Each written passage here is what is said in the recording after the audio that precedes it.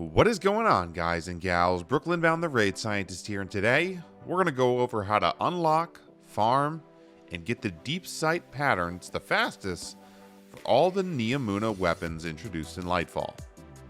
Along with this DLC comes a new play space in Neomuna and 8 total weapons you can farm with some new perk options that make them pretty interesting. Of these 8 weapons, 5 of them are craftable and will become part of the normal Neomuna weapon loot pool as you complete activities, and the other 3 of them will be a part of the rotating terminal overload activity and are not craftable. Real quick, by the way, I do make videos like this one for tons of other topics and activities in Destiny.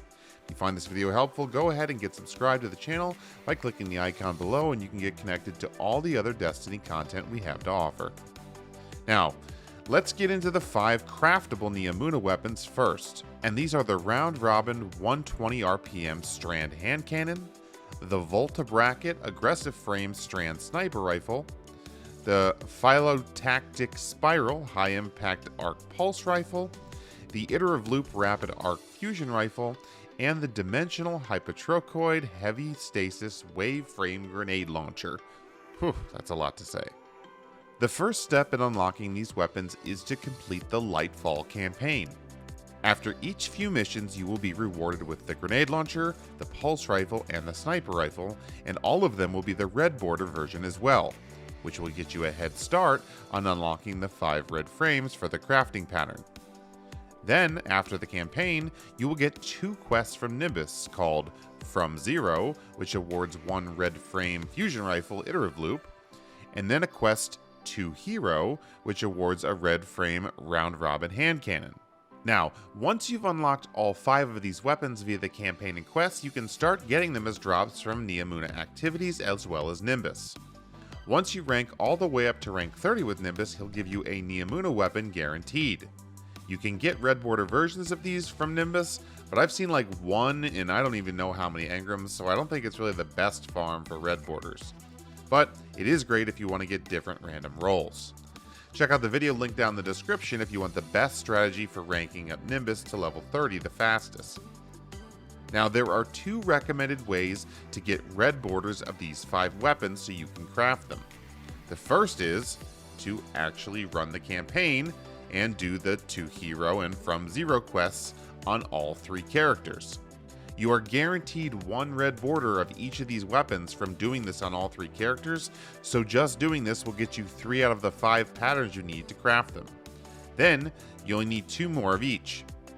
The other way I found that it's best is to do the Heroic Patrols, which are designated by this yellow star icon on your map when you pull out your ghost.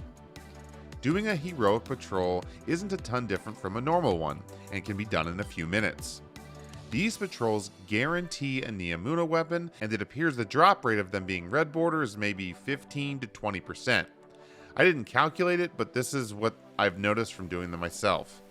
Remember that you have to have previously unlocked the weapons via the campaign and side quests, as I've mentioned, before these will actually drop. Now, to get Heroic Patrols, I typically will keep re-queuing and re-instancing whichever area the terminal overload activity is in for the day. Keep doing this until a Heroic Patrol shows up on your screen. I've also read that you can get them to show up by doing regular patrols, but I can't find any data on how many it actually takes. Plus, if you just keep rezoning the terminal overload location, sometimes you even get lucky and get an instance where the group is on the boss of that activity, and you can get a free chest for that as well. Alright, so let's move on to the other 3 weapons on Neomuna that are not craftable and are not rewarded through the campaign. And these are the Circular Logic Heavy Machine Gun, the Basso Ostinado Rapid Fire Shotgun, and the Synchronic Roulette Strand SMG. These 3 weapons are instead rewarded from the Terminal Overload activity that rotates daily across Neomuna. So every 24 hours it will be in a different starting area, starting at daily reset. Now first you want to complete the campaign again and complete the Stargazer side quest, which will allow you to start collecting Terminal Overload keys. These keys you can hold 5 in your inventory and even more on the Postmaster.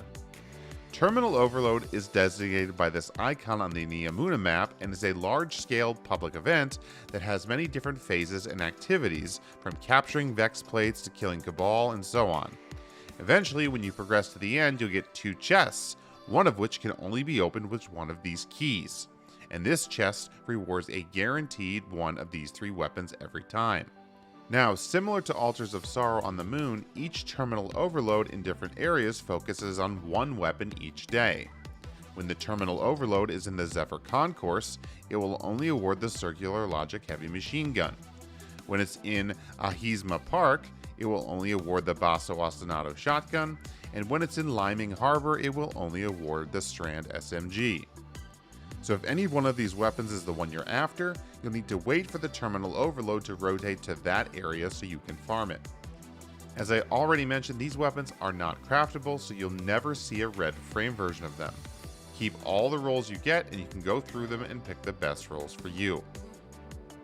I'd say overall my favorite of the new weapons from Neomuna so far is the Fusion Rifle, which can get Volt Shot and Demolitionist in the final column, the Synchronic Roulette SMG, which gets the new Strand Hatchling perk when getting precision kills and also has ricochet rounds, and the Phylotactic Spiral Pulse Rifle, which also can get Volt Shot as well, even though pulses aren't in the best spot. I haven't played too much with the new heavy wave frame grenade launcher yet to do any type of review, but it can roll with chain reaction, which could be pretty good depending on the damage output with it being a heavy. Anyways, this is how you obtain all these new weapons. Best of luck farming out there, and please drop a comment if you've made it to the end and let me know which of these weapons you are most excited about crafting or using in Lightfall. Until next time, Guardians, thanks for watching.